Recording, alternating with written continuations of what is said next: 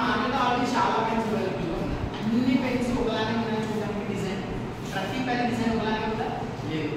దాని ప్రతి shape size అన్ని డిఫరెంట్గా ఉంటాయి. దాంట్లో చూసిన మెకానిజమ్స్ కొన్నేమో జస్ట్ క్యాప్ తీసుకొని రాసేలా ఉంటాయి, కొన్నేమో జస్ట్ క్లిక్ చేసి రాసేలా ఉంటాయి, కొన్ని ఇంట్లో డిప్ చేసి గుర్తు వేసి రాసేలా ఉంటాయి. డిఫరెంట్ టైప్స్ ఆఫ్ ఉన్నాయి.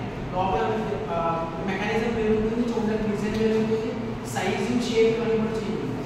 సో ఇక్కడ డిజైన్ ఏంటి అంటే మనం ఫైనల్గా అవుట్పుట్ ప్రొడక్ట్ ఏదైతే మ్యానుఫ్యాక్చర్ చేద్దాం అనుకుంటున్నామో ముందు దాని గురించి కంప్లీట్ ఇన్ఫర్మేషన్ మీకు తెలియాలి. ఫస్ట్ అది ఏ షేప్లో ఉండాలి, ఏ కలర్లో ఉండాలి, ఏ సైజులో ఉండాలి, దాని లెంత్ ఎంత, హైట్ ఎంత, విడ్త్ ఎంత, థిక్నెస్ ఎంత, దాంట్లో ఏమైనా హోల్స్ ఉండాలా, ఉంటే హోల్ డయామీటర్ ఎంత, ఎన్ని హోల్స్ ఉండాలి, ఎలాంటి ఎడ్జ్ షేప్ ఎలా ఉండాలి. సో ఇలాంటివన్నీ ఉంటాయి. సో డిజైన్ అంటే వస్తుంది ప్రొడక్ట్ గురించి complete outlet information, complete geometrical information ఇస్తుంది. దాన్నే డిజైన్ ఫస్ట్ అది ఉంటారు.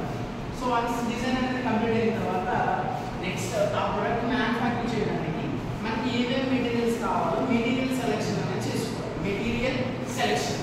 సో డిజైన్ తర్వాత next step material selection. Material selection ఎలా చేస్తాం? ఫర్ ఎగ్జాంపుల్ ఒక కార్ తీసుకుంటాం, కార్ తీసుకుంటాం. ఇప్పుడు జనరల్గా చెప్పండి, కార్ అనేది కంప్లీట్గా ఒకే ఫ్యాక్టరీలో మ్యానుఫ్యాక్చర్ చేస్తుందా?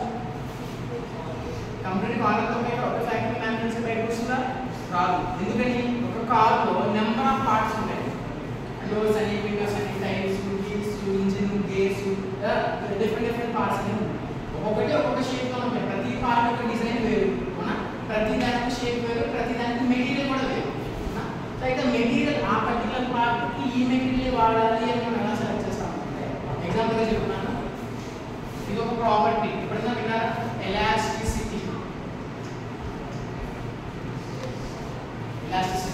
దీనికి ఎగ్జాంపుల్ ఏంటంటే ఇక్కడ రబ్బర్ తీసుకుంటాం. ఇక్కడ రబ్బర్ మీద మనం ఫోర్స్ అప్లై చేస్తే అది మనకి ఏమవుతుంది? స్ట్రెచ్ అయ్యేటప్పుడు దాని యొక్క లెంత్ అనేది చేంజ్, అంటే దాని యొక్క స్ట్రక్చర్లో చేంజ్ వస్తుంది. దాన్ని డిఫార్మేషన్ అంటారు. స్ట్రెచ్ చేసేటప్పుడు మనకి ఏమవుతుంది? లెంత్ అనేది ఏమవుతుంది? ఇంక్రీజ్ అవుతుంది. విడ్త్ ఏమవుతుంది? డిక్రీజ్ ఏమవుతుంది? డిక్రీజ్ అవుతూ వస్తుంది. ఇది జనరల్గా తెలియదు. అలా అయినా దానిలో చేంజ్ స్ట్రక్చర్ అని కంప్లీట్గా చేంజ్ అయినా కానీ వన్స్ ఆ లోడ్ కనుక మనం రిమూవ్ చేసేస్తే అది మళ్ళీ ఏమవుతుంది? దాని యొక్క ఒరిజినల్ షేప్ మీద మళ్ళీ రీగైన్ చేస్తుంది, అవునా? సో ఆ ప్రాపర్టీని ఎలాస్టిసిటీ ప్రాపర్టీ అంటారు. ఈ ప్రాపర్టీ ఎక్కువగా రబ్బర్ ఉంటుంది.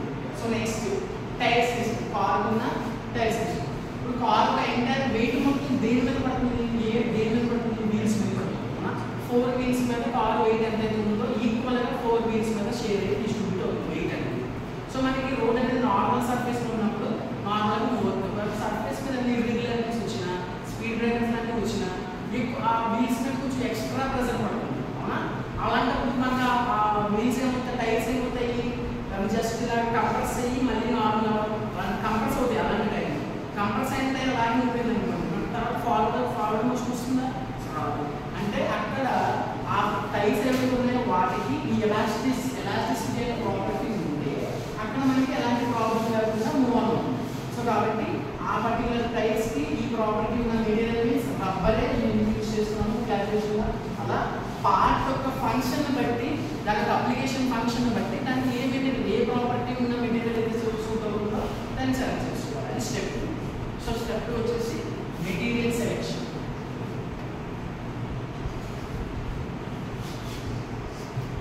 ఆఫ్టర్ మెటీరియల్ సెలెక్షన్ నెక్స్ట్ ఏమొస్తుంది? నెక్స్ట్ స్టెప్ అంటే మనకు కావాల్సిన డిజైన్ ఉంది, దానికి ఏ మెటీరియల్స్ వాడాలో ఆ మెటీరియల్స్ కూడా మన దగ్గర ఉన్నాయి. సో నెక్స్ట్ ప్రాసెసింగ్ వస్తుంది. Processing means manufacturing. ప్రాసెసింగ్ అంటే ఏంటి? ఫర్ ఎగ్జాంపుల్ హ్యామర్ అనుకున్నాం. హ్యామర్ కావాల్సిన వుడ్, ఐరన్. మీకు వుడ్ హ్యామర్ షేప్ డైరెక్ట్ అవైలబుల్గా ఉంటుందని లేదు. సో వుడ్ మనకు రాగా దొరికిన రా వుడ్ ఏదైతే ఉందో దాన్ని మనకు కావాల్సిన డిజైన్ ప్రకారం ఆ హ్యామర్ లెంత్ ఉన్న డిజైన్స్ అన్ని మనం మార్చేసుకొని దానికి కావాల్సినట్టు కట్ చేస్తాం. అంటే కటింగ్ అనేది ఒక ఆపరేషన్ వస్తుంది, అంటే ఒక ప్రాసెసింగ్లో ఒక ఆపరేషన్ వస్తుంది. ఓకే, నెక్స్ట్ కట్ చేసిన తర్వాత దీనికి పట్టుకోవడానికి స్మూత్గా ఉంటుందా? ఉండదు. సర్ఫేస్ అనేది మళ్ళీ ఏం చేయాలి? సర్ఫేస్ మళ్ళీ ప్లేనింగ్ చేయాలి. సర్ఫేస్ ప్లేనింగ్ చేయాలి అంటే అదొక ఆపరేషన్ వస్తుంది. ఇప్పుడు ఈ కటింగ్, ఈ ప్లేనింగ్ అన్ని చేతిలో చేస్తామా? లేదు. చేతిలో అయితే టైటింగ్ ప్రాసెస్కి ఎర్రస్ కూడా వచ్చేయచ్చు. సో ఇప్పుడు మిషన్స్ వాడడం అంటే కటింగ్, ఈ ప్లేనింగ్ రెండు ఆపరేషన్స్, ఈ రెండు కూడా ఒక మిషన్లో చేద్దాం. నెక్స్ట్ తర్వాత మెటల్ కూడా కరెక్ట్గా షేప్ దొరికేస్తుందని దాన్ని కూడా కటింగ్ చేసుకోవాలి, దానికి కూడా చేసుకోవాలి. సో ఇదంతా కూడా ప్రాసెసింగ్లోకి వస్తుంది.